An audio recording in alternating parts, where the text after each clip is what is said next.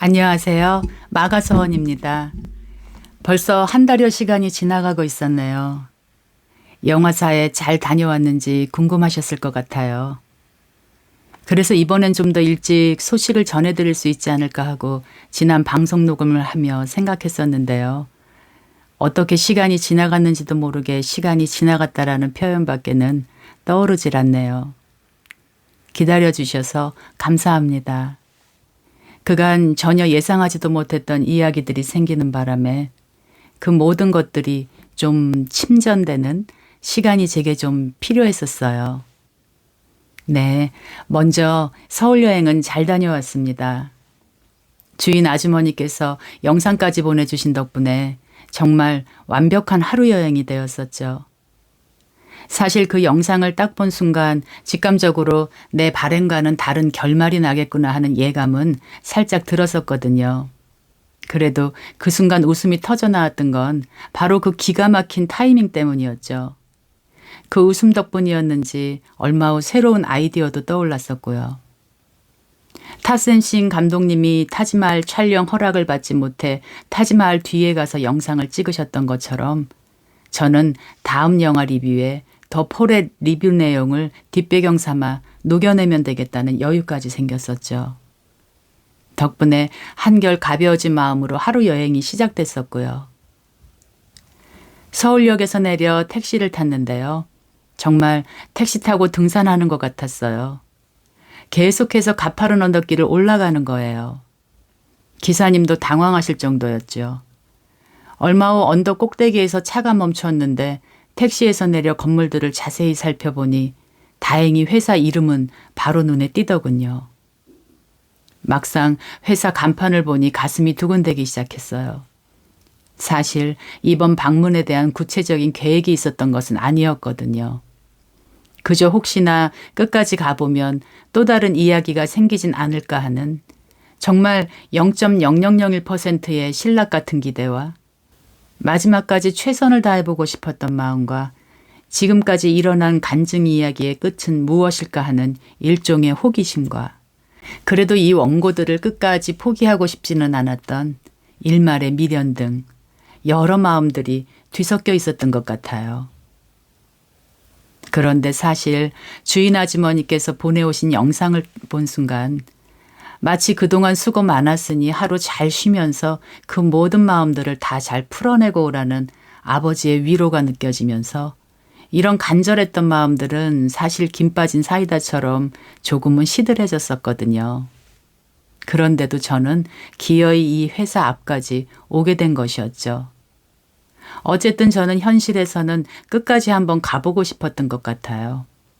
구체적인 계획이 없었기에 그저 만나게 되는 직원분께 이런 좋은 영화를 수입해 주신 것에 대한 감사의 마음을 적은 글과 더 폴 영화 리뷰 원고를 전해드리고 싶어서였죠. 혹시라도 하는 마음으로 제 이메일 주소도 적어 놓았었고요. 왜 그런 마음 있잖아요. 종려 휘슬이 울림과 동시에 골대를 향해서건 베스킷을 향해서건 힘껏 볼을 차거나 던지게 되는 마음이요. 네, 그런 마음이었던 것 같아요. 치열하게 달려왔던 시간에 붙어있던 마지막 관성의 힘 같은 거요. 영화 포스터들이 보이는 건물 아래로 내려가니 소극장이 있었어요. 그런데 문은 잠겨 있었죠. 오늘은 영화 상영을 안 하는 날인가 싶어 다시 2층으로 올라갔어요. 그런데 사무실 이름은 걸려 있는데 거기도 문이 잠겨 있는 거예요. 당황했죠. 그렇게 어찌어찌 하다가 건물 꼭대기층까지 올라가게 되었고 열려져 있던 작은 문을 통해 밖으로 나가니 갑자기 눈앞에 비현실적인 풍경이 느닷없이 나타났어요. 얼마나 놀랬던지요. 저도 모르게 입에서 탄성이 나왔죠. 갑자기 온 동네가 뻥 뚫린 시야로 다 내려다 보였거든요. 바로 옆 큰 건물이 뜻밖에도 교회였는데 푸른 창공을 향해 높이 서 있는 십자가가 마치 브라질의 라오데자네이루를 품고 있는 거대한 예수 그리스도의 조각상처럼 느껴졌어요. 그 순간 알게 되었죠. 이곳은 내가 와야만 했던 곳이었구나 하고요. 그간의 이야기의 끝이 바로 이곳이었구나 하고요. 해방교회. 거칠 것 없이 탁 트인 전망과 해방이라는 말이 아주 잘 어울렸던 그 공간이 내게는 특정한 시공간이 되어서 나만의 영적 좌표점에 꼭 제가 서 있는 것만 같았어요.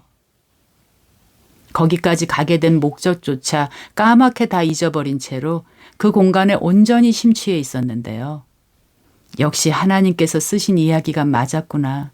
결국 이 자리까지 나는 와야만 했던 것이었어 하는 확신이 강렬해질수록 그간의 모든 간증들이 떠오르면서 순간 그 공간에서 어떤 성스러움까지 느껴졌거든요.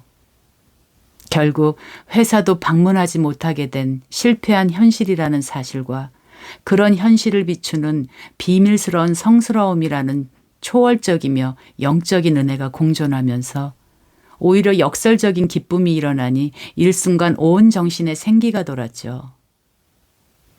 아, 그런데요. 거기서 딱 멈추었다면 얼마나 좋았을까요? 그 생기를 아버지 하나님과 고요히 누리는 사랑의 기쁨으로 이어갈 수 있었다면 얼마나 좋았을까요? 에덴 동산의 나무와 각종 실과는 충분했었잖아요. 이미 저 또한 너무도 충분한 섭리적 은혜를 맛보았잖아요. 하나님이 선악과만 허락하시지 않으신 것처럼 지금은 제게 이 원고를 허락하시지 않고 계시는 거니까요.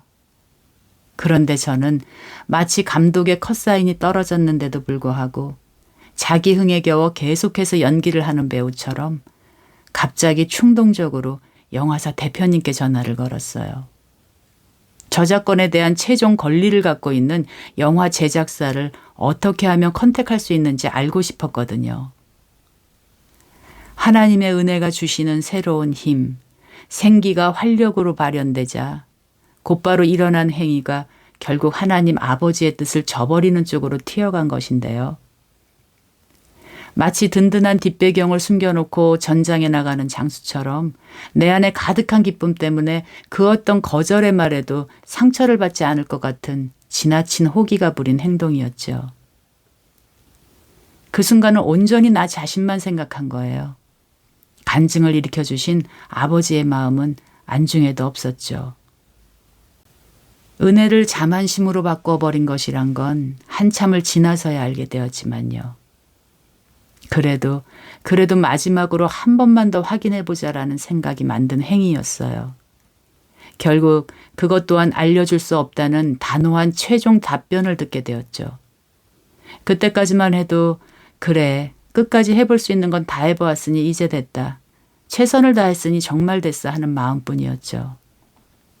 마지막 질문까지 거절을 받았으나 그 공간에서 받은 생생한 기쁨 때문에 계단을 내려오는 저의 발걸음은 가벼웠어요. 근데 막상 바깥거리로 나오자 갑자기 현실감이 확 몰려왔죠. 여기가 어디지? 여기는 산꼭대기. 바깥 기온은 여름 땡볕. 까마득한 언덕 아래까지 걸어 내려가야 하는 상황. 내려가서는 또 어디로 가야 버스나 택시를 탈 수 있는 거지 하는 생각이 드는 순간 정신이 까마득해지려는 찰나 갑자기 어디선가 택시가 쌩하니 나타나더니 제 앞에서 딱 멈추는 거예요. 젊은 아가씨가 택시에서 내리는데 아 정말 살았구나 싶었죠. 순간 이 기가 막힌 타이밍 때문에 오늘 하루 여행은 역시 아버지께서 주시는 특별 선물이었어 하는 신바람까지 났어요.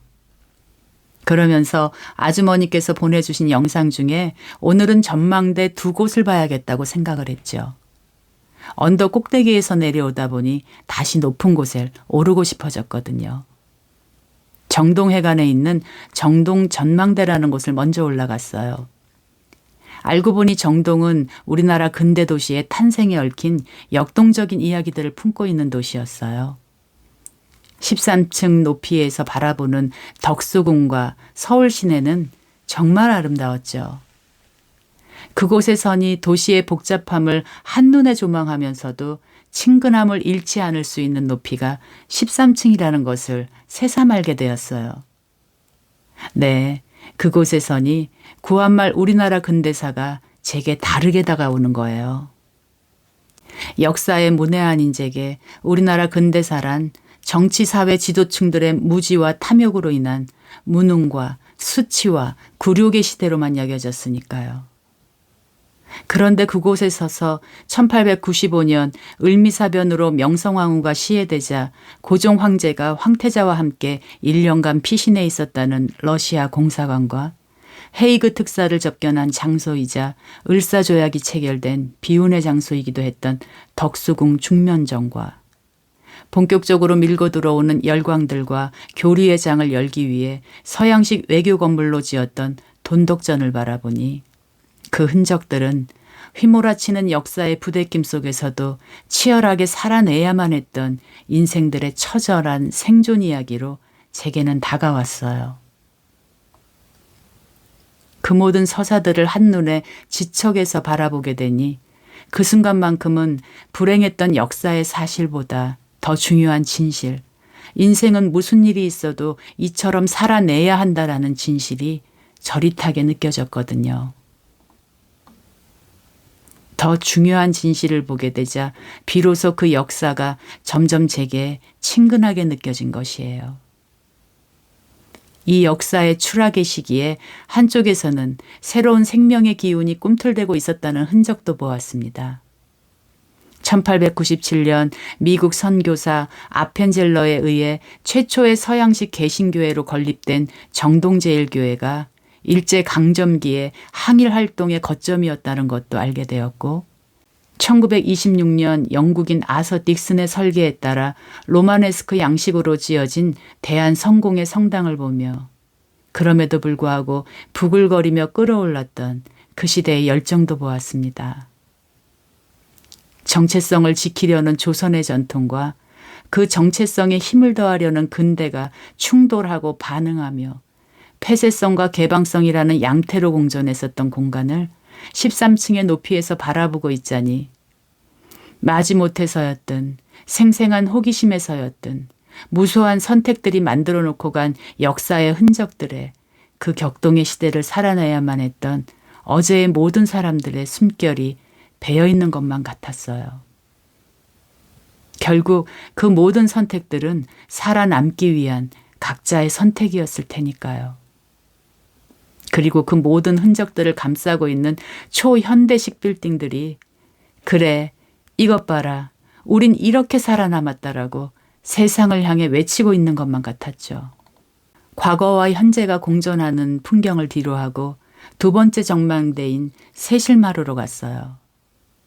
2층 높이의 전망대에 오르니 왼쪽에는 덕수궁이, 오른쪽에는 대한성공의 성당이, 앞으로는 초현대식 건물이 더 가까이에서 바로 제 눈앞에서 동시에 다 보였는데 마치 내 자신이 과거, 현재, 미래가 공존하는 시간의 교차로에 서 있는 것만 같았죠. 여기서도 하늘을 향해 서 있는 십자가가 보였어요. 하루 종일 마치 십자가의 그늘이 저를 덮고 있는 것만 같았죠. 담장 너머로 보이는 덕수궁 안을 한번 둘러보고 싶어졌어요. 때마침 저녁에 덕수궁 석조전 앞에서 특별 음악회가 열린다는 것을 알게 되었죠. 사회자는 바로 이곳이 고종이 말년을 보내며 음악을 들으며 망국의 현실의 시름을 달래었던 곳이라고 했어요. 한여름밤의 도시의 아름다운 정치 속으로 부드러운 음악의 선율이 흐르자 자연스레 시간을 넘어 이곳에서 왕으로서의 무게를 견디며 그 격동의 시대를 자신의 한계를 짊어지고 넘어가야만 했던 한 사람으로서의 고종이 떠올랐어요. 갑자기 그 한 사람에 대한 연민의 감정이 들더군요. 저는 아픈 역사의 시대를 대표하는 사람과 그렇게 제 마음속에서 화해가 되었다는 걸 알았죠. 집으로 돌아오는 길, 제 가방 안에는 그 누구에게도 건네지 못한 원고가 들어 있었어요. 분량이 평상시보다 20여 분이나 더 길어져서 원고량도 제법 많았어요. 지난 몇 개월의 노력의 시간이 수포로 돌아간 어찌 보면 추락의 잔해들 같았죠. 아이러니하게도 원고의 주제가 추락이었던지라 오늘 하루 둘러보았던 우리나라 근대 역사와 맞물리면서 저의 개인적인 추락의 경험도 실제적으로 그리고 역설적으로 다가왔어요. 구한말 제국의 열강의 틈바구니 속에서 살아남기 위해 치열하게 분투했던 시간을 거쳐 결국 일제강점기를 겪다가 해방에 이르기까지 끝간데 없는 추락적 상황들을 헤치고 앞으로 나아가야만 했던 역사의 시간들이 결국 복음의 물꼬를 트게 만들었던 영원하고도 진정한 구원과 치유와 화해의 문을 연 시간이었다는 역설이 새삼스럽게 다가왔죠. 저 또한 이 추락의 자네들 덕분에 결국 하나님의 역사하심이라는 생생한 간증들과 또 오늘 하루의 여행에도 동행해 주신 은혜를 맛보았으니까요. 사실 덕수궁 석조전 음악회는 예약한 사람들 아니면 입장이 안 되었던 거죠. 방금 전에 한 사람이 예약을 취소하셨어요. 또 기가 막힌 타이밍이 저를 인도해 주신 거였어요. 그뿐 아니라 가는 곳마다 그 앉기 힘들다는 창가 자리가 비어 있어 점심도 덕수궁을 바라보며 먹게 되었죠. 더 이상의 위로가 필요 없을 만큼 제 마음은 이미 기쁨으로 충만해져 있었어요. 그러니 진짜 추락의 이야기가 저를 기다리고 있으리라고는 상상도 하지 못했죠. 지금부터의 이야기가 그러므로 진짜 추락의 이야기인 것입니다. 계획에도 없었던 저의 하루 여행이 제 삶 속에서 흐르지 못하고 고요만 있었던 역사, 답답하게 꽉 막혀 있었던 곳에 물꼬를 터뜨리게 될 줄은 꿈에도 몰랐죠. 영혼의 스텐트 시술이 일어났다고나 할까요? 성령의 역사에는 이처럼 걷자아이의 추락의 시간을 동반하죠. 우리나라 기독교 역사가 민족적으로는 서구 열강의 패권국들에 의해 깨어지고 있던 시대에 시작된 것처럼요. 그 시대의 새 생명의 유산을 저희 할머니도 상속받으셨죠. 해방이 되고 6.25가 터지고 전쟁 직후 재산을 다 잃은 할머니가 종갓집 제사를 더 이상 드릴 수 없게 되어 달려간 곳이 제사를 안 지내도 된다는 교회였으니까요. 그렇게 한 시대의 역사와 개인사의 추락의 시간을 통해 예수 그리스도는 이 땅으로 들어오셨죠. 이것은 제게는 내면적인 영혼의 세계와도 맥을 같이 하는 원리와 같습니다. 참 생명이 한 영혼 안에서 태어나는 방식처럼 제게는 여겨지는 것이죠. 진정한 해방을 알기 위해선 지금 내가 감옥에 갇혀 있는 수감자라는 추락적 상태의 진실을 먼저 인식해야 하니까요. 진정한 길을 찾기 위해선 내가 지금 길을 잃어버린 상태라는 것에 눈이 뜨여져야 합니다. 이 고통스러운 눈뜨임이 그 일이 하루 여행 다음 날 제게 말씀을 증거하시는 성령의 역사하심으로 일어났습니다. 서울 여행 다음 날 오후에 모르는 번호로 전화가 왔어요. 광고 전화는 받기 싫어서 차단하는 앱을 깔아두었는데 개인 전화번호로 온 것이라 받았건만 알고 보니 보험회사 영업전화였어요. 젊은 여성의 목소리였고요. 왠지 젊은이들이 보험 영업을 하면 저는 마음이 약해져요. 지난번에도 그래서 보험을 들게 된 경험이 있기에 이번에는 작심을 하였죠. 절대 약해지지 말자. 적당한 단호함과 적당한 예의 바름으로 대처했어요. 그런데 오히려 더 적극적으로 영업을 하기 시작하니 슬슬 좀 짜증이 나기 시작하더라고요. 조금 더 세고 조금 더 단호하게 말했죠. 그렇게 전화를 끊었는데 다시 또 전화가 걸려온 거예요. 그리고는 또다시 설득이 시작됐죠. 보통 보험 영업 전화가 제 차로 다시 걸려오는 일은 없었거든요. 그런데 바로 그 순간 선득한 깨달음이 저를 훑고 지나가는 거예요. 지금 이 일은 성령님의 역사하심이구나 하는 깨달음이요. 하나님의 징계이시구나 하는 깨달음이요. 육적인 감정으로는 아프기 그지없으나 영으로 느껴지는 하나님의 사랑은 얼마나 세미하시고 달콤한지요. 왜냐하면 징계는 아버지 사랑의 열정이시니까요. 자신의 사랑하는 자녀의 아주 작은 행동도 거룩하게 하시려는 아버지의 선하신 의지가 징계의 본질이시니까요. 징계는 더 깊은 사랑의 관계로의 초대장이며 내가 지금 널 이토록 사랑한다고 고백하시는 아버지의 진실하고도 진정한 관심이시니까요. 입장이 바뀌어진 것이라는 걸 문득 알았어요. 그 순간 명치끝이 아파왔어요. 네, 보험 영업사원이 저였던 거예요. 영화사 대표님께 확답을 들었음에도 전화를 2번이나 더 걸었던 제 자신이 거기서 보인 거죠. 저의 아픔은 사람과 사람 사이에서 의도치 않게 일어나는 오해와 불통이 만든 아픔이기 이전에 때로 좌절스런 현실을 살아가야 하는 우리에겐 그만큼 절박해질 수 있는 상황이라는 것이 존재하니까요.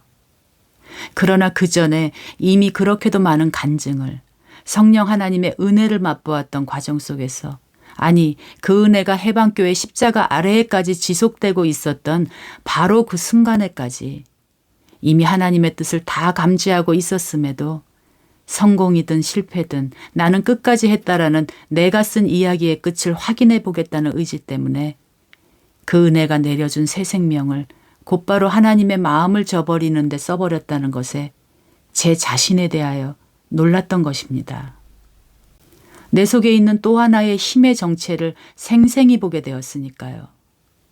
죄는 행위가 아니라 원래 내 안에 있던 속성, 맹목적인 힘에 이끌려 나오는 나도 어찌할 수 없는 속성이었어요. 진짜 추락은 바로 이 지점에서 일어났어요.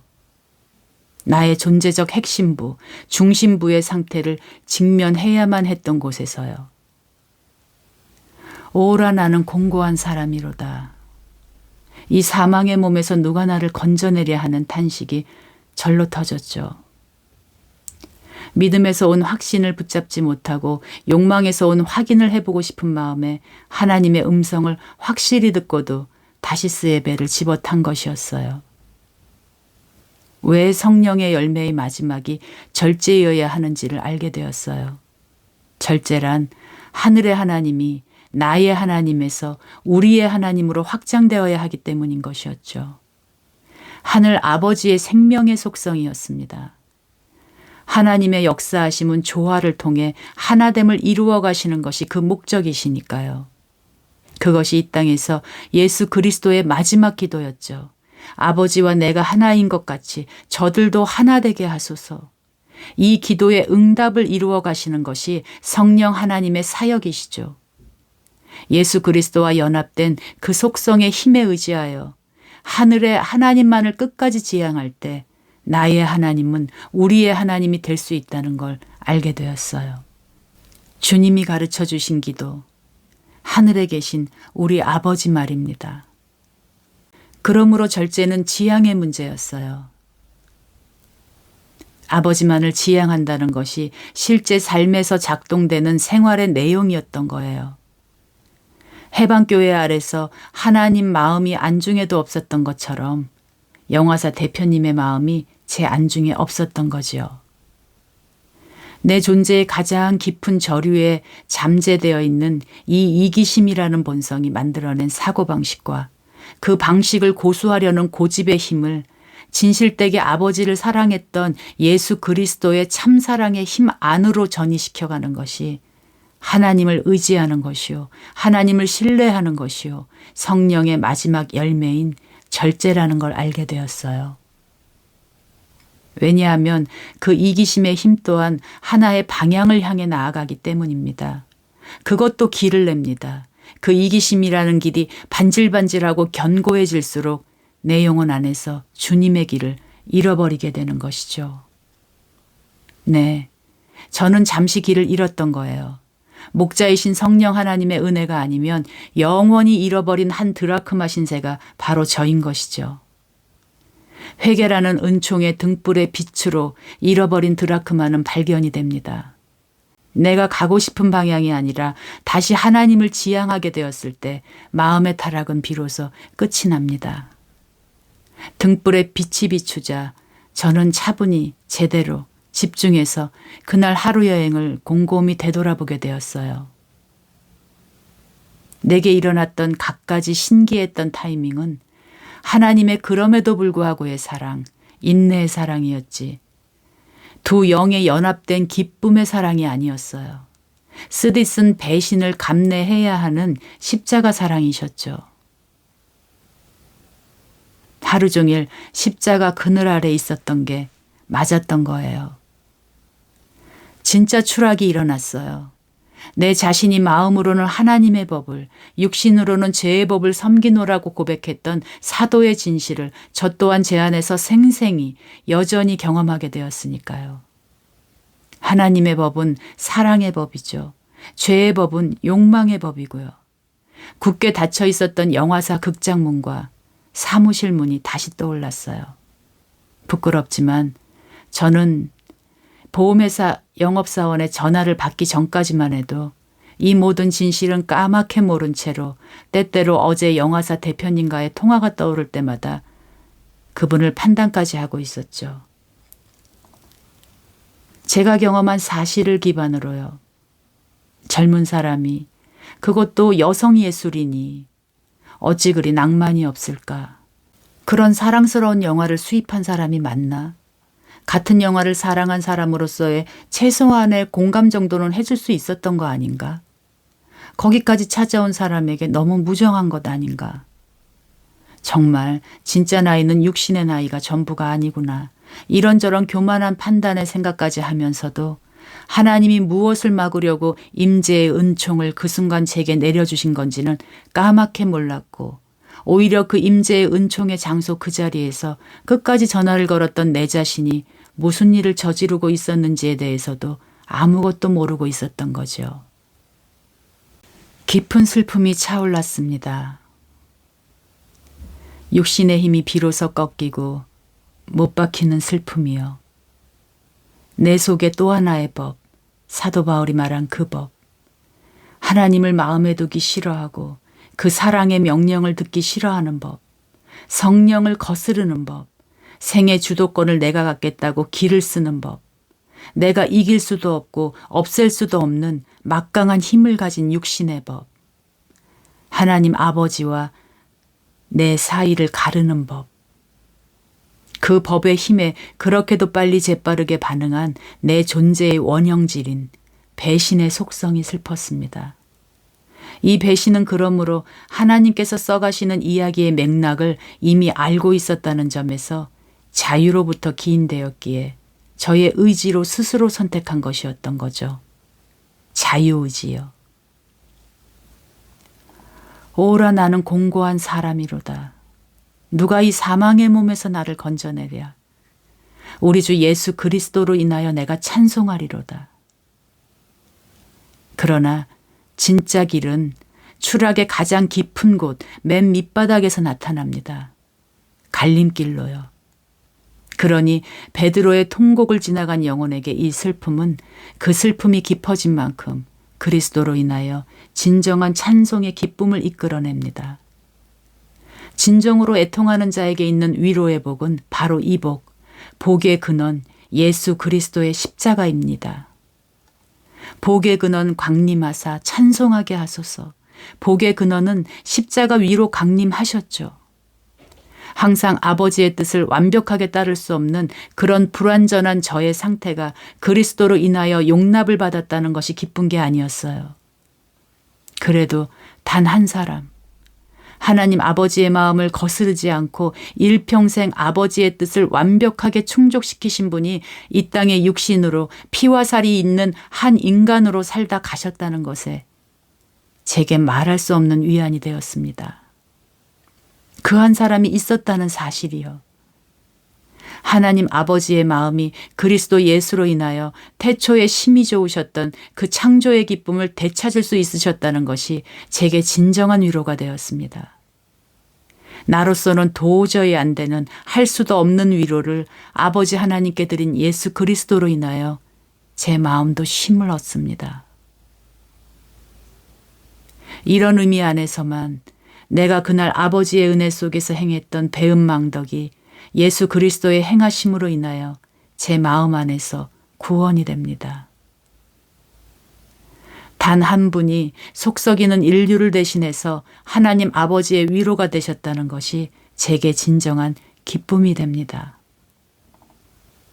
참 기쁨은 회개의 씨앗 속에 있습니다.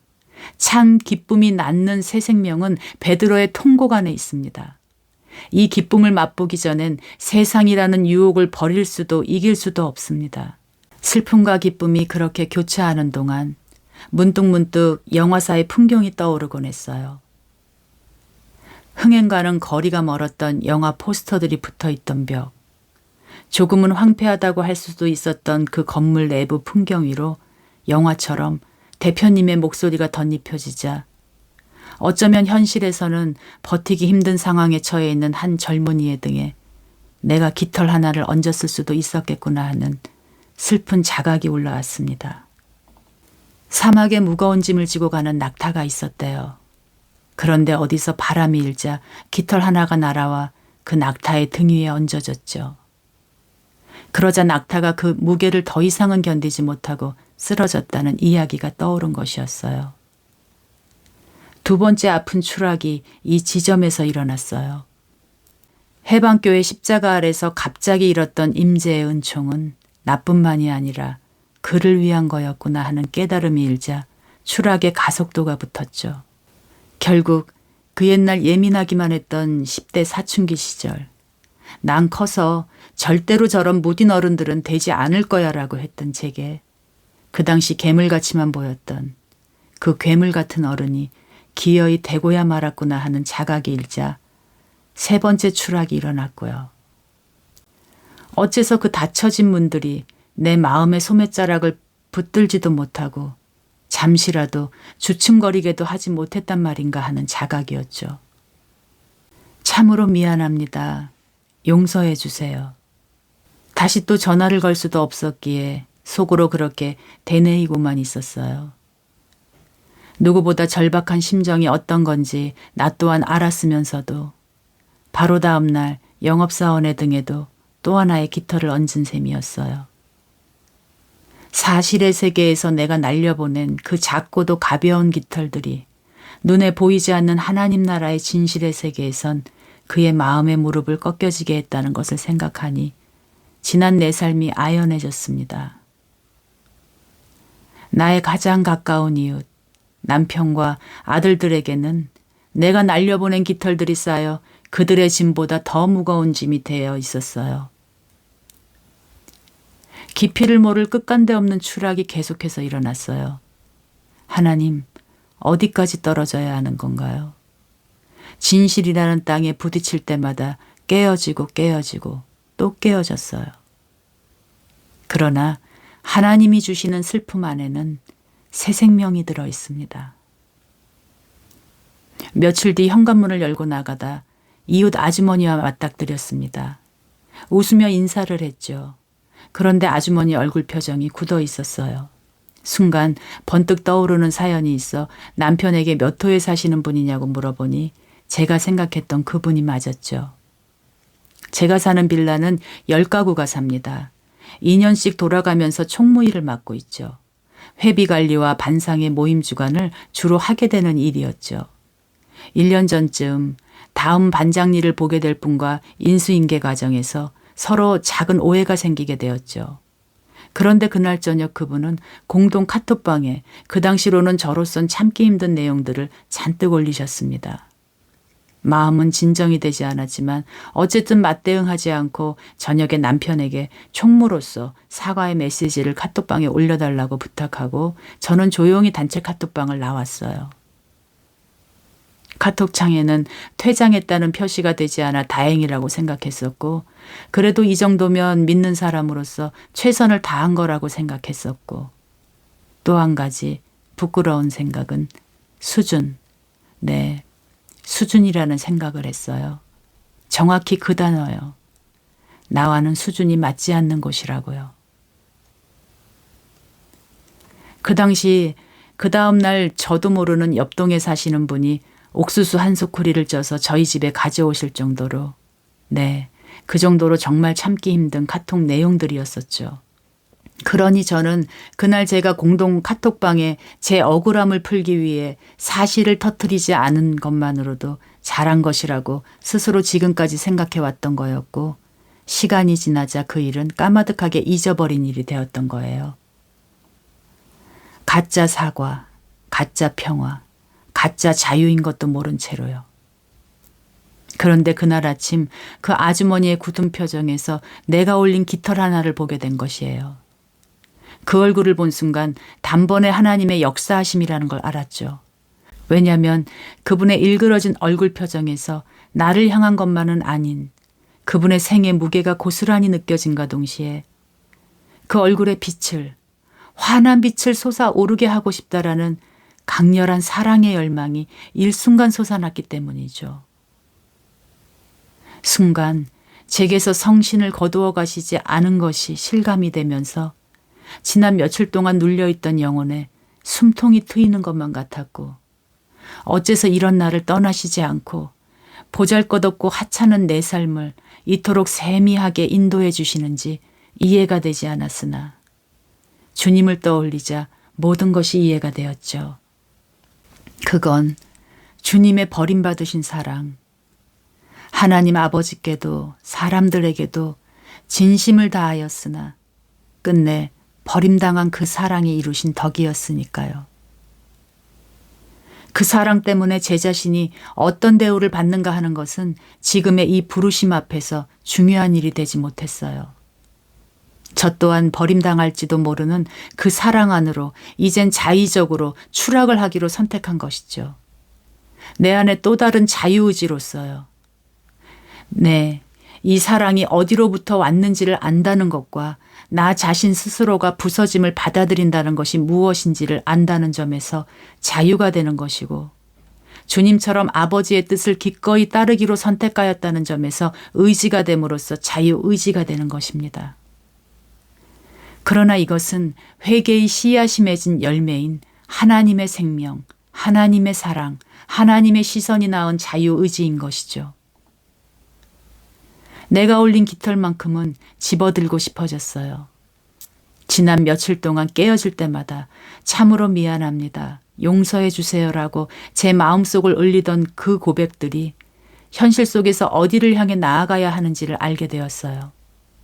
이미 지나버린, 끝나버린 과거가 현재를 구원하려고 한다는 것을요. 그리고 구원받은 현재가 과거와 미래를 바꿀 것이라는 것을요. 제 개인사의 물꼬가 트여지고 있는 것이라는 걸 알게 된 것이죠. 마치 며칠 전 시간의 교차로에 서서 대한민국의 과거와 현재와 미래를 동시에 느꼈던 것처럼요. 하나님의 역사와 생명은 이처럼 시간을 초월해 계시죠. 회개는 이 시간의 초월성으로 우리를 인도하는 문입니다. 지금 바로 여기에서 진정으로 살아있는 것으로서, 진정한 역사적 존재로서 존재케 하는 것이 회개의 은총입니다. 그러나 저는 다시 한 번 더 확실한 주님의 음성을 듣기를 기다렸어요. 바로 다음 날은 주일이었고 교회를 가기 위해 아침 일찍 집을 나서는데 주일 일부 예배를 보려면 아침 8시 20분에 집에서 나와야 하기에 평상시엔 만나는 사람들이 거의 없었죠. 그런데 현관문을 열고 나오는데 계단을 오르시는 그분 가족의 뒷모습을 보게 되었어요. 그 뒷모습에서 저는 주님의 음성을 이제는 확실히 듣게 되었죠. 저는 제가 올린 사실의 세계에서의 깃털의 무게가 영혼의 세계에서는 그분 인생의 무거운 짐의 무게만큼이었다는 걸 인정해야만 했어요. 방법을 생각해야 했어요. 그분에게 부담도 주지 않으면서 나의 마음을 전할 수 있는 방법을요. 우편함에 사과의 편지를 써서 놓아두기로 했어요.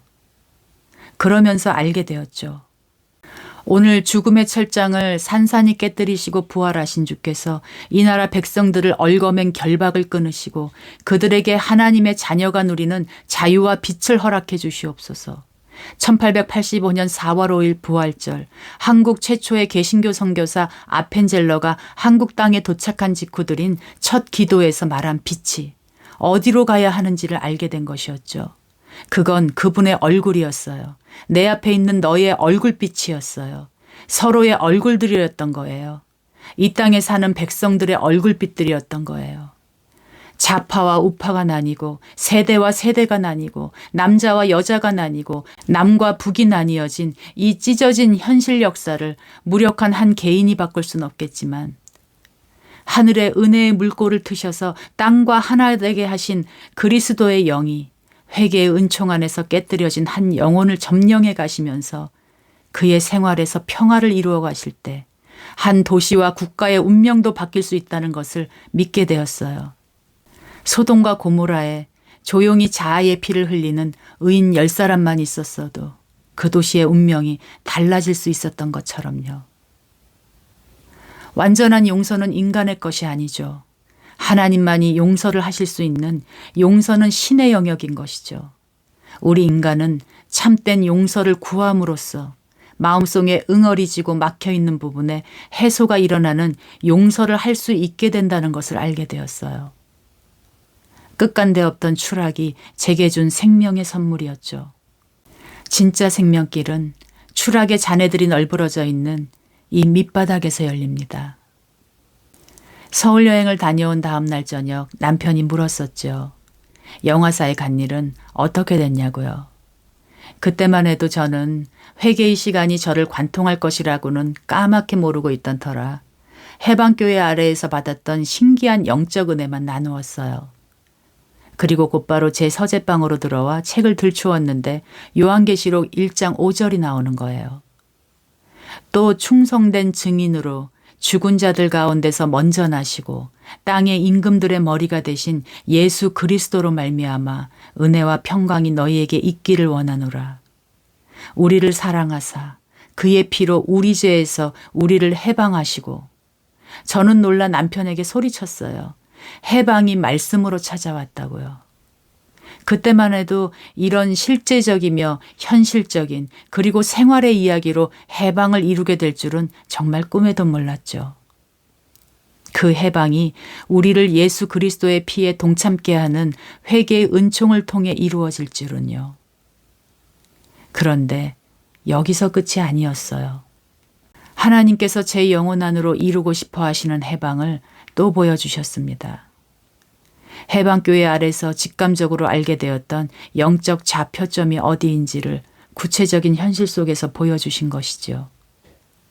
또 며칠 후 아주 오래된 책을 하나 발견하였는데 책 안쪽에 쓰여있는 이름을 본 순간 아 하고 저도 모르게 제 입에서 탄성 소리가 나올 정도로 당혹스럽기도 하고 놀랍기도 하고 그러면서 지금까지의 회개의 은총이 끌고 가시는 하나님의 섭리의 뜻을 알겠는 순간 드디어 올 것이 왔구나 하면서도 참으로 괴롭고도 어려운 심정이 들게 되었죠. 거기엔 내 인생의 에서의 이름이 적혀 있었거든요. 모든 부당한 권위를 대표하는 이름이요. 야복강의 씨름을 거쳐 환도뼈가 부러져야만 품을 수 있는 이름이죠. 그 시간을 지나간 야곱은 에서 앞에 머리를 조아리고 땅에 엎드려 절을 하게 되죠. 이름이 바뀐다는 것은 이런 것입니다. 형용사가 떼어지는 것이죠. 형 에서에게 붙어있던 수많은 형용사. 무식한, 이기적인, 육적인, 수준 낮은, 거친, 세련되지 못한, 경박한, 믿을 수 없는, 무례한, 무엇보다도 너무나 싫고 혐오스런 육신의 법이 만들어낸 형용사가 제거된 상태에 이르러서야 야곱은 진정한 자유인 이스라엘이 됩니다. 하나님의 질서, 하나님의 율법, 무엇보다 하나님의 뜻 앞에 그는 엎드리는 존재가 되었으니까요. 진정한 해방은 여기서 옵니다. 야곱이 밤새 씨름했던 그 하나님의 뜻이 야곱의 환도뼈를 치면서 야곱은 절뚝발이로 추락하지만 동시에 자기 자신으로부터 승리를 거두는 자아라는 껍데기를 벗어버리고 상승하여 올라가는 새 이름을 얻었죠. 그 새 이름이 가지고 오는 것이 해방입니다. 새 이름은 우리를 엎드리는 곳으로 이끌어가니까요. 진리를 알지니 진리가 너희를 자유케 하리라 하신 분이 나는 길이요 진리요 생명이라고 하셨죠. 그러므로 진리이신 예수님처럼 십자가에 못 박히는 죽음을 통과하고 나온 진리만이 부활이라는 새 생명으로 자유케 되는 것입니다. 자아도취적 기만, 자기 마음이 편하다는 것을 자유라 착각하고 평화라 기만하는 거짓된 삶은 결국 사이비적 삶이 되고야 맙니다.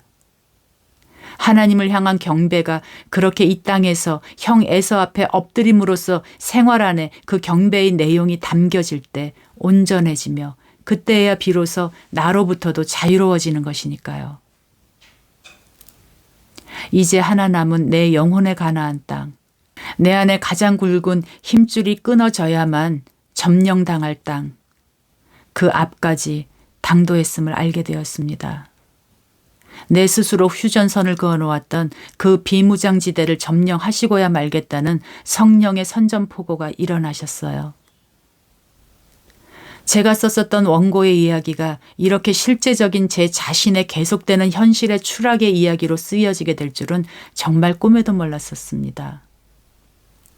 그러나 분명한 것은 제 자신이 써왔던 원고는 이런 해방의 길을 저에게 안겨주지 못했을 겁니다. 제가 썼던 원고가 글이 아니라 삶이 되게 하셨죠. 영화 주인공 로이의 추락을 넘어서 알렉산드리아의 추락으로 저를 이끌어 가시고 계시니까요.